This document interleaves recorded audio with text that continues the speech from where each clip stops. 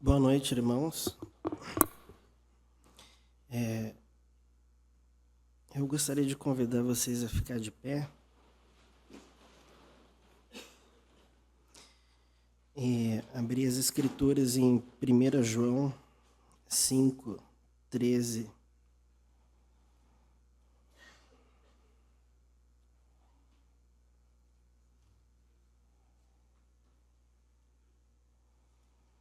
Cinco, 13 e 14.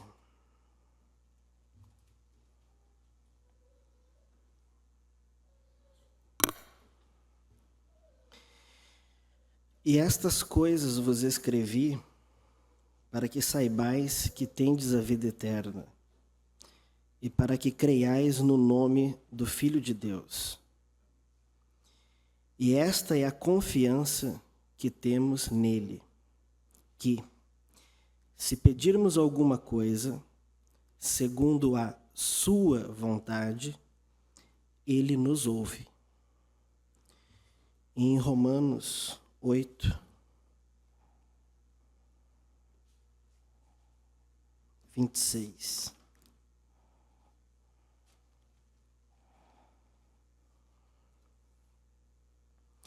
E 27. E da mesma maneira também o Espírito ajuda as nossas fraquezas, porque não sabemos o que havemos de pedir, como convém. Mas o mesmo Espírito intercede por nós com gemidos inexprimíveis. E aquele que examina os corações sabe qual é a intenção do Espírito. Na Bíblia inglesa está qual é a mente do Espírito. E é ele que, segundo Deus, intercede pelos santos. Vamos fazer apenas uma pequena oração. Senhor Deus, nós nos colocamos em Tua presença pelo nome do Senhor Jesus Cristo, pelo sangue que foi oferecido, pelo Cordeiro Imaculado que foi apresentado em nosso lugar, e pedimos que o Senhor venha abençoar esse pequeno compartilhamento de experiências e que o Senhor possa nos abençoar a todos. E como dizia o nosso querido pastor Zezo, se o Senhor abençoar a quem fala, os que ouvem serão abençoados. Então eu peço que o Senhor nos abençoe e nos ajude em tudo, Pai. Em nome do Senhor Jesus Cristo, nós te pedimos. Amém. Irmãos, então, exatamente como o pastor falou, pode sentar.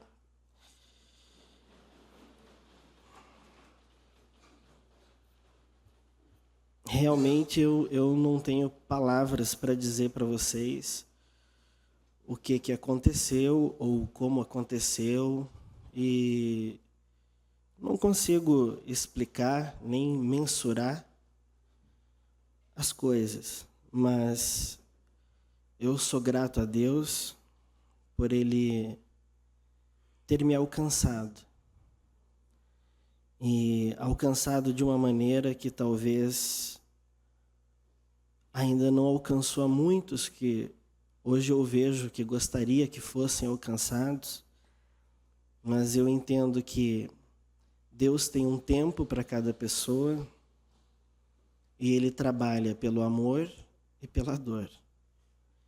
E eu ouvi o profeta dizer que Deus chama pelo amor, e quando a pessoa ela não vem pelo amor, Ele tem um chicotinho chamado diabo. Daí Ele solta o diabo em cima da pessoa e o propósito dele se cumpre. Acerca desse tema que o meu pai esteve falando, oração, eu gostaria de compartilhar com vocês alguma coisa que são experiências mesmo, não são teses nem teorias. Eu daria o título para esse pequeno compartilhamento de condições da oração. Por quê? Porque a oração ela nos foi dada como um canal de comunhão, um canal de comunicação. O profeta, ele tem uma mensagem onde ele diz que Jesus Cristo, homem, ele tinha que permanecer em oração constante para se manter em comunhão com o Espírito que habitava dentro dele. Daí o profeta fala assim: quanto mais nós que nascemos em pecado, precisamos nos manter em oração. Mas muitos de nós, nas nossas orações, nós nos aproximamos de Deus como se Ele fosse um garçom de balcão ou um vendedor de balcão. Nós nos aproximamos dele para pedir, pedir e pedir. E muitas vezes aquilo que nós pedimos é algo precioso, é algo caro, é algo que tem o seu valor. E o que nós chegamos na mão ali no balcão é com pequenas sobras do nosso tempo, da nossa vontade, da nossa dedicação. Nós chegamos até mesmo para pedir a Deus com míseros trocados, para comprar algo precioso que nós pedimos para a nossa vida. E ouvindo uma pregação do irmão P.R. Green, há bastante tempo atrás, do tempo em que eu era... Antes de Deus se encontrar comigo, ele diz que nós pedimos no ângulo invertido do que Deus prioriza responder. Nós temos corpo, espírito e alma. O corpo tem sentidos, o espírito tem sentidos e a alma tem um sentido, um canal, que é fé ou dúvida. E ele diz que Deus prioriza responder à necessidade da alma, não do corpo, nem do sentido. Mas nós, como seres humanos, nós somos muito mais impactados por aquilo que nós sofremos nas emoções, na memória, na razão e nos sentidos do corpo, do que temos a real revelação e discernimento do que é a necessidade da nossa alma. Então, nós geralmente pedimos na direção de corpo, espírito e, por último, bem pequenino na oração, nós pedimos pela alma, pela necessidade da alma. Mas Deus, Ele responde ao contrário. Primeiro Ele responde para a alma e depois para o espírito e para o corpo. E há muitas orações nossas que eu fazia, que talvez algumas ainda façam, que para Deus é considerada nula. São orações que Ele se recusa a ouvir. Vocês certamente já ouviram aqui, porque eu ouvi esses dias uma pregação de pessoas que tentam a Deus em suas orações para que Ele haja contra a sua natureza. Então, a primeira condição da oração é você entender que Deus, Ele tem uma prioridade de resposta. Ele se importa com o teu corpo e Ele se importa com os teus sentimentos e emoções. Mas o objetivo de Ele dar o seu Filho não foi por nada dessa natureza humana, mundana e pecadora. Foi dar o seu Filho por causa da nossa alma.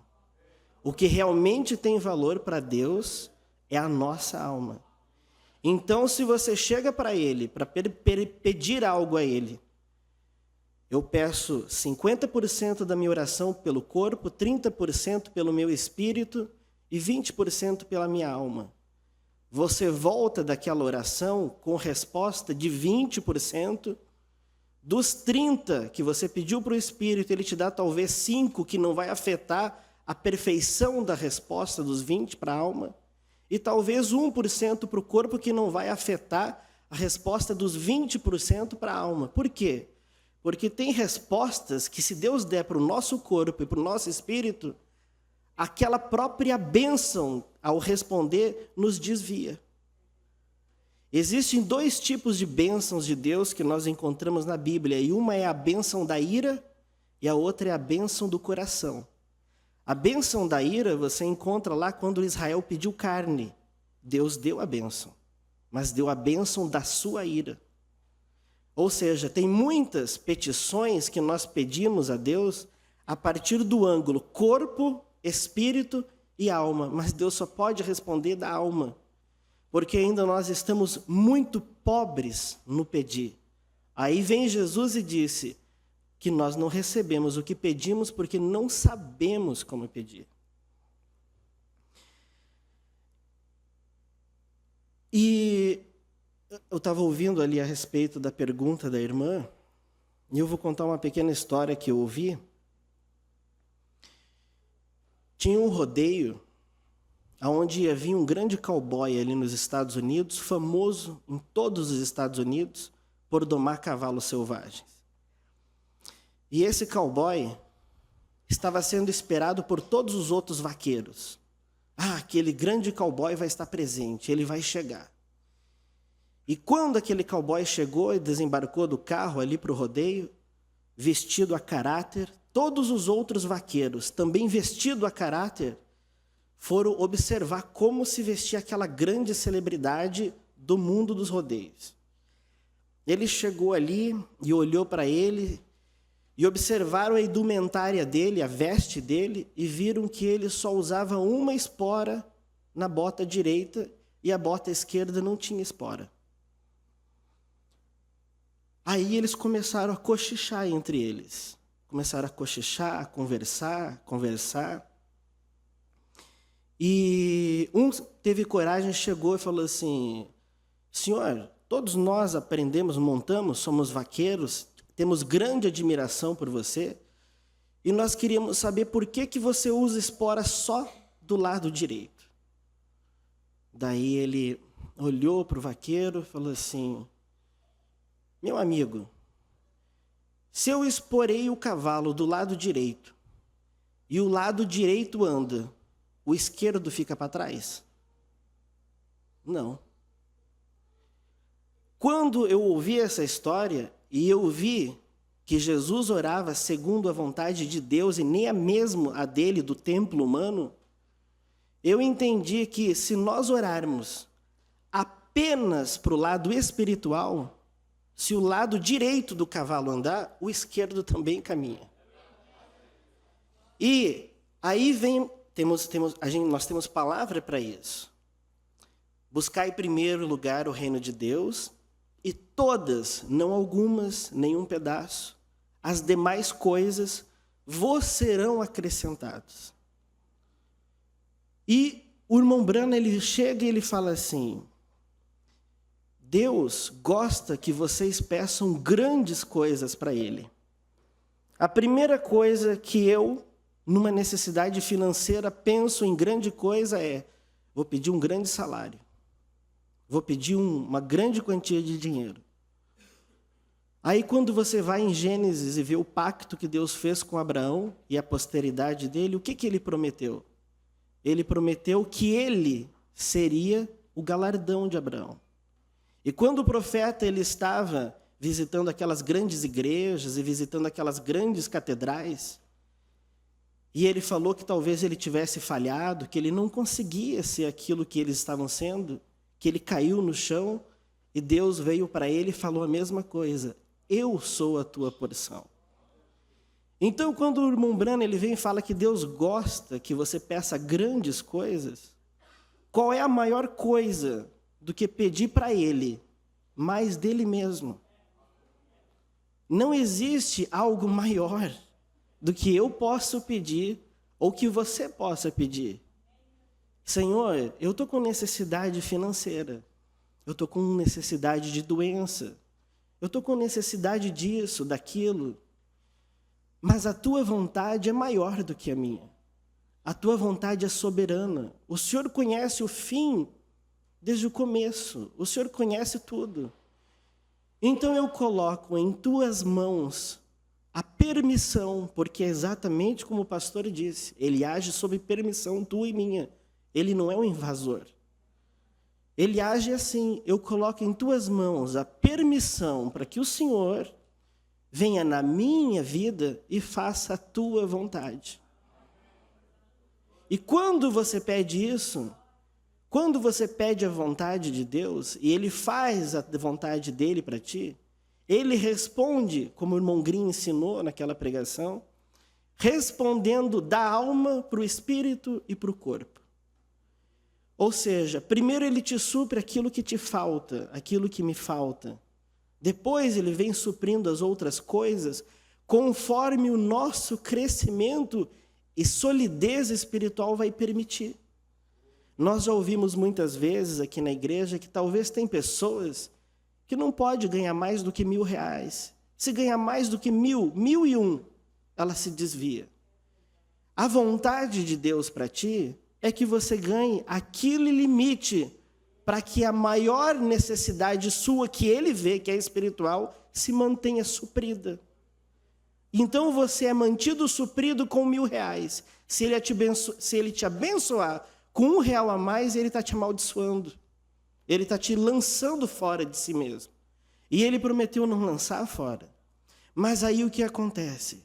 Quando Ele te supre com uma necessidade espiritual, aquilo gera um crescimento, porque o novo nascimento, ele é um fato que acontece de uma vez, mas também ele é um processo que não para de crescer.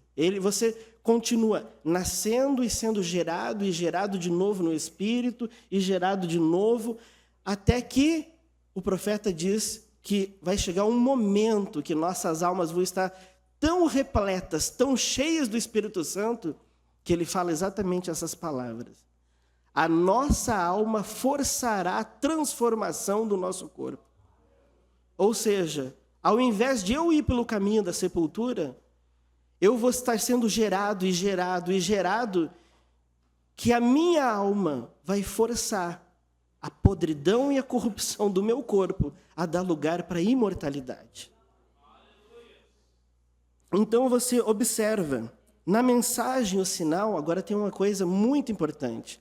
Ele pregou 4 vezes a mensagem do sinal, e na última, de 1964, ele diz uma coisa importantíssima, que a pessoa que não tem o Espírito Santo, ela não tem o Espírito intercessor.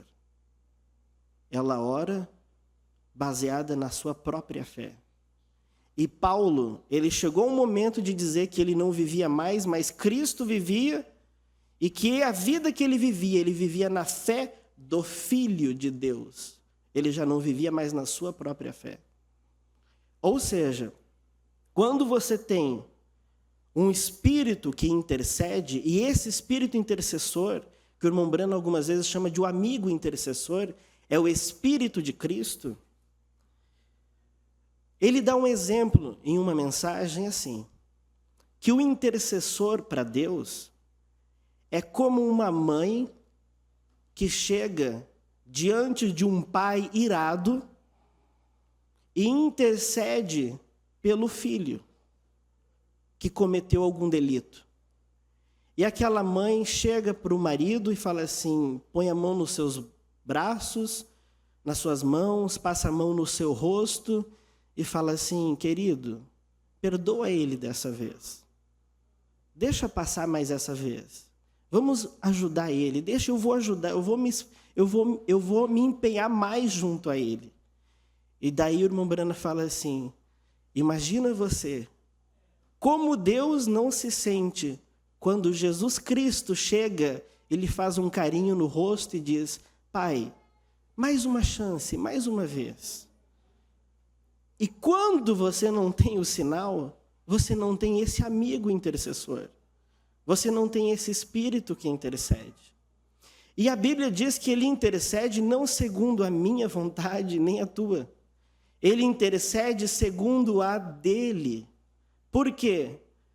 Porque ele quer cumprir na minha vida e na tua vida, filhos, a vontade dele. Ele sabe que os caminhos dele são mais altos do que o nosso, que os pensamentos dele são mais altos do que o nosso. Então, por qual lado que você ora? Ora pelo lado espiritual.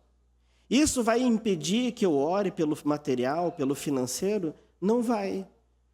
Mas talvez aquela própria prova que eu e você estejamos passando no corpo, ou a mesma aflição no espírito, é uma força motriz, uma força que empurra a gente para que nós nos lancemos aos pés da cruz, para que nós oremos mais. E esse espírito tem uma ilustração que eu ouvi e eu achei muito própria. Esse espírito, ele intercede harmonizando as nossas orações. Ele harmoniza. Imagina o seguinte, todos vocês com certeza conhecem o que é um piano. Um piano, ele precisa ali de 5, 6 homens para conseguir carregar ele de um lugar para o outro, de tão pesado que ele é. Então ali tem partes que é mais pesado e partes que é mais leve. E aqueles 5, 6 homens, amigos, eles pegam aquele piano para carregar. E aí você pega numa parte que é mais leve e você vai carregando. Nós pegamos a parte mais leve da carga. O Espírito Santo, ele pega a parte mais pesada. Então você chega na sua oração e você faz como o carregador que está na parte mais leve. Você vai conversando, você vai falando. Mas aquele que está pegando na parte mais pesada, que está arcando com toda a carga dos meus pecados, dos teus pecados, aquele que está purificando e aperfeiçoando a nossa oração, ele não fala diante de Deus. Ele geme, porque a carga está sobre ele. E ele faz... Enquanto eu e você, da nossa natureza e da nossa mente, nós vamos falando uma oração que às vezes até nem convém. Mas ele habita conosco. Ele habita em nós. E ele harmoniza para que Deus possa responder aquilo que ele sabe que Deus quer responder. E quando nós falamos do jejum, como o pastor falou, o jejum ele é para adoração e ele é para agradecimento. E daí você olha como que o jejum ele é para adoração, para louvor, para agradecimento.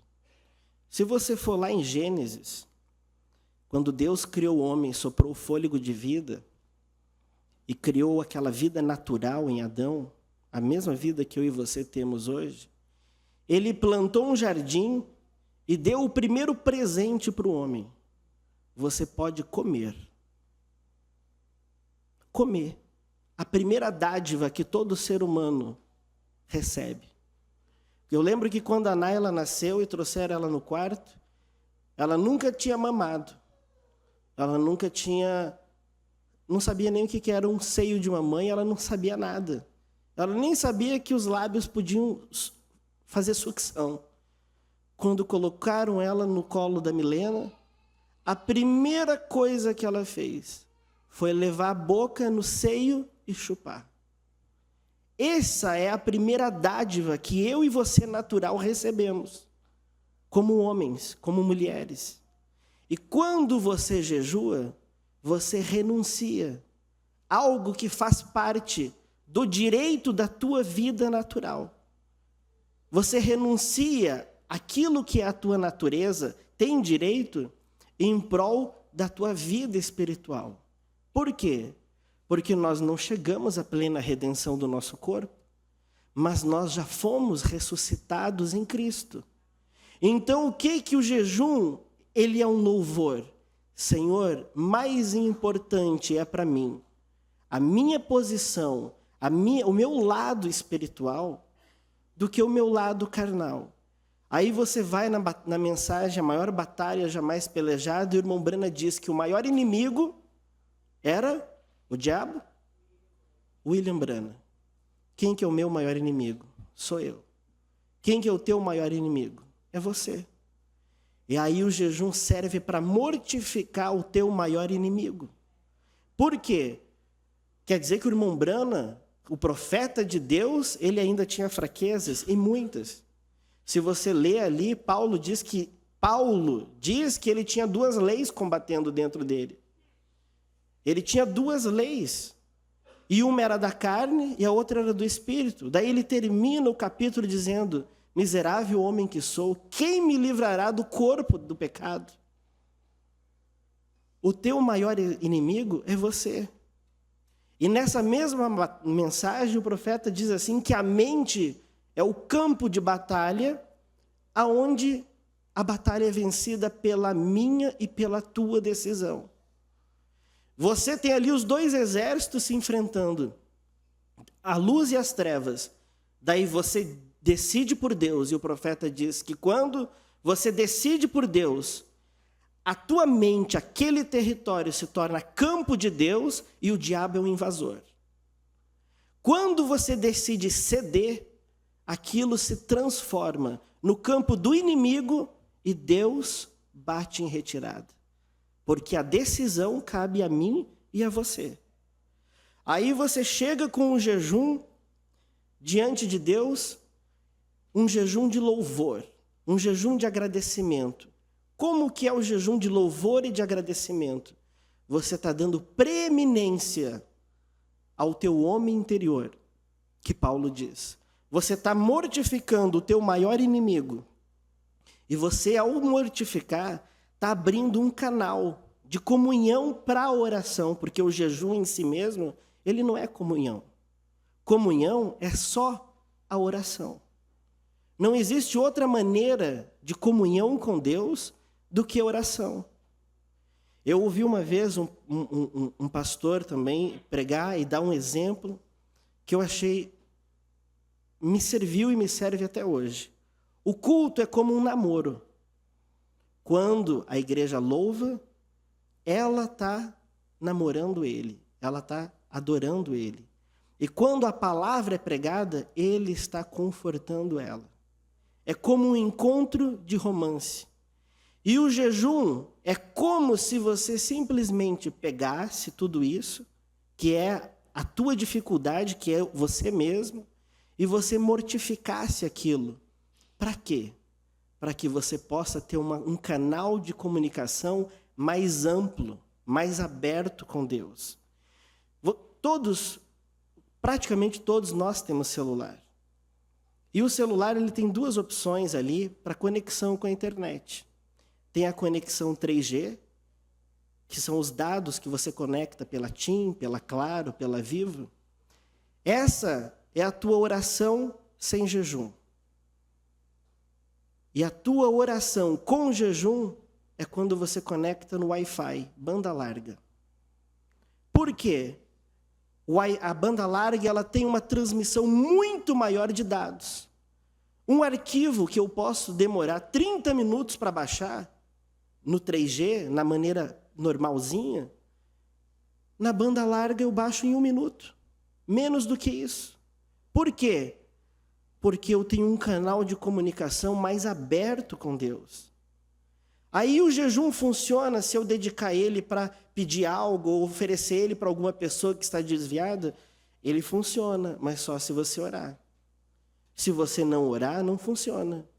Imagina que você está lá no meio de uma multidão de sentimentos e desejos, e reprimido, e isso e aquilo, e você está tentando gritar e falar com Deus. Entre tudo que você sente e tudo que você é, tem algo ali que está tentando gritar com Deus, gritar e falar com Ele. Não é muito mais fácil você dar uma silenciada em tudo e elevar só o volume da tua voz? É isso que o jejum faz. E como que Deus recebe o jejum? O profeta é claro, na mensagem Véu Adentro, ele diz que Deus, ele chama uma pessoa para jejuar. É ele que chama, não é você que decide. Mas como que Deus me chama? Ele aparece para mim em sonho, aparece para mim em visão? Eu sou convocado pelo pastor? Não, ele te dá um desejo de jejuar. Espera aí, mas se eu tiver um desejo de jejuar, significa que é Deus me dando um desejo? Para quem que você vai dedicar esse jejum e o tempo em jejum? Para Deus ou para o diabo? Você acha que o diabo ia te dar um desejo, um sentimento de jejuar para Deus? Não. Então Deus coloca em você um sentimento, um desejo de jejum. E você jejua. Daí o profeta ele vem e fala assim, ó, que o jejum você não sente fome. E quando você sentir fome, você para e entrega o jejum. Mas, irmão, eu só consegui jejuar 3 horas. Só consegui jejuar meio-dia. Deus, eu nunca vi, nas Escrituras, ele iniciar uma obra do nada e fazer aquela obra aparecer como se ele fosse um gênio da lâmpada. A vida espiritual é um crescimento. Você fala assim para ele ao entregar o jejum: Senhor, eu jejuei apenas a parte da manhã e senti fome. O teu profeta diz que quando sentir fome, a gente deve parar o jejum e entregar. Mas eu ainda tenho o desejo de jejuar. Então eu peço para o Senhor que amanhã ou na próxima vez, o Senhor me dê condições de eu jejuar um pouquinho mais. De condições de jejuar um pouquinho mais. Um pouquinho mais. E a outra coisa que é importante, irmãos, na oração, é a intimidade do relacionamento. A intimidade do relacionamento. Só mais isso. Nós temos ali, em Lucas 11, 9 e 10, aonde Jesus diz: pedi e dar-se-vos-á. Buscai e acharei. Batei e abrir-se-vos-á. Isso mostra que até mesmo o relacionamento com Deus ele tem 3 estágios. Quem pede, pode pedir por telefone, pode pedir por e-mail, pode pedir por carta. Quem pede está à distância, tem fé, mas tem muita pouca ação. Quem busca já tem a mesma fé de quem pede, mas ele já está se movendo, já está agindo, ele está buscando, ele está fazendo além do pedir. E quem bate? Só quem está na porta. E ele disse que ele era a porta, ele disse que ele era o caminho. Quando você bate na porta, significa que você está no grau mais íntimo de relacionamento com Deus. Por quê? Se o meu pai ali em casa, ele estiver dormindo, e eu vou lhe pedir algo, eu posso ligar para ele pelo telefone lá de Osório, de onde eu moro. Talvez eu queira falar algo pessoalmente, então ao invés de falar por telefone, eu vou sair e vir em busca dele. Mas o relacionamento com Deus é quando eu chego lá na porta do quarto dele e bato. Senhor, eu estou aqui. Eu preciso que essa porta se abra. Você está num grau de relacionamento com Deus que o teu pedir, você pede, você busca, mas você faz tudo isso diante da porta. Você não está longe da porta. Eu vou falar algo aqui que talvez vocês estranhem, mas muitos anos, desde menino, o meu objetivo de relacionamento com Deus e o meu exemplo da maneira de orar para Deus era o irmão Tonhão. E é o irmão Tonhão. Sabe por quê? Porque eu não gosto daquela situação de você chegar para Deus e se referir a Ele como se Ele fosse o presidente da República. Vossa Excelência. Eu não gosto da situação de chegar para Deus e falar assim: Senhor, o Senhor pode vir aqui? Eu gosto do jeito que o irmão Tonhão ele fala com Deus. Meu papaizinho querido, meu anjinho querido. Ou seja, eu sempre, às vezes, nós orando nos cultos de quarta-feira, e ele orava tão alto, e eu parava e ficava ouvindo a oração dele.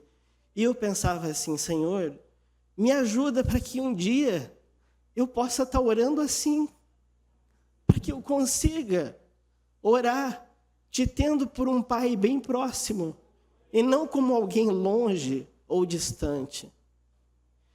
E Deus, ele é um pai, e o profeta diz que ele é cheio de sentimentos e de emoções, exatamente como eu e você. Eu estou lá muitas vezes em casa ou fazendo alguma coisa, e daí de repente a Naila, ela larga o que ela está fazendo, ela corre para mim, ela me dá um beijo do nada. Ela não pede nada, ela só dá um beijo e fala assim: eu te amo, pai. Tu é o melhor pai do mundo. Outras vezes o Miguel faz isso. Deus, ele não quer que eu e você apenas peçamos coisas.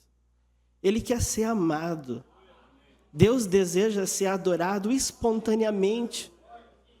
Aí eu e você estamos lá no trabalho, estamos lá em alguma coisa material, num mundo que contamina a alma da gente. Aí você para um pouquinho, vai no banheiro, na tua firma, tira 2, 3, 5 minutos, você chega ali no banheiro, tranca a porta, fala assim: Senhor, eu vim no banheiro, mas aqui eu também quero pegar 1 minuto só para te dizer para o Senhor que o Senhor é o melhor pai do mundo, que o Senhor é o meu melhor amigo, que eu te amo, que eu tenho orgulho do pai que o Senhor é, que eu tenho orgulho do Senhor me chamar de filho e me permitir ser teu filho. Daí você enxuga as lágrimas, volta para o teu trabalho. Como que o Deus não se sente naquele momento? Exatamente como eu me sinto quando os meus filhos chegam para mim e fazem isso. Então Deus espera de você e de mim não uma vida à distância. Ele espera de mim algo próximo. E eu estava ouvindo algumas pessoas esses dias, há um tempo atrás, falando a respeito de uma grande reunião que ia ter, na mensagem mesmo. Ah, como eu preciso ir naquela reunião. Naquela reunião eu quero renovar minhas forças com Deus. Naquela reunião, eu estou precisando de companheirismo com Deus. E falando e conversando com as outras. Eu estava ali em casa, eu olhei assim, eu falei assim: eu só estou esperando a hora que vocês saírem para mim ir para o meu quarto, fechar a porta e ter tudo isso exatamente agora. Você não precisa vir na igreja para ter encontro com Deus assim. Você não precisa esperar uma reunião, esperar uma chamada de altar. Deus, ele espera por mim, espera por você a qualquer momento, a qualquer hora. Então, eu me encontrei com Deus exatamente da maneira como Jesus disse: entra no teu quarto, fecha a porta para si e fala com teu pai, que ele te vê em segredo, em oculto, e ele te responde. E eu creio que essa é a vida de alguém que ama Deus, que procura servir a Deus com o máximo de si mesmo. E o irmão Branham, ele diz que a oração é a maior arma que nós temos. E ele diz que a maior força é o amor.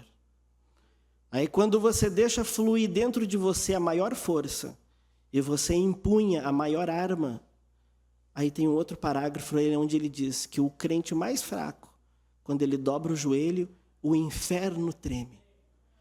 Não treme porque eu e você somos um super-herói, mas treme porque eu chego para Deus igual o irmão Tonhão e falo assim: meu papaizinho querido.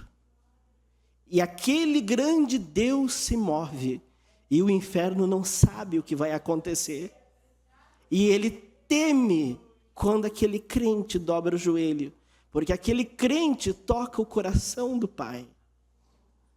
E muitas vezes, se eu e você fôssemos inimigos, e eu soubesse que você tem uma arma que ia me aniquilar, qual que seria a minha maior e constante estratégia? Impedir você de usar a tua arma. Por quê? Ele não quer, o irmão Branham diz que a oração é mais forte do que uma bomba atômica. O diabo não quer que você use bomba atômica contra ele. Ele prefere que você vá para a tua luta de segunda, de terça, de quarta, de quinta, de sexta, com canivete, com colher de pau. Por quê? Ele impede você de orar. Ele coloca atrapalhos para você não usar a maior arma que você tem. E a maior arma que você tem é: meu Pai, eu dependo de Ti. Mova-te em meu favor.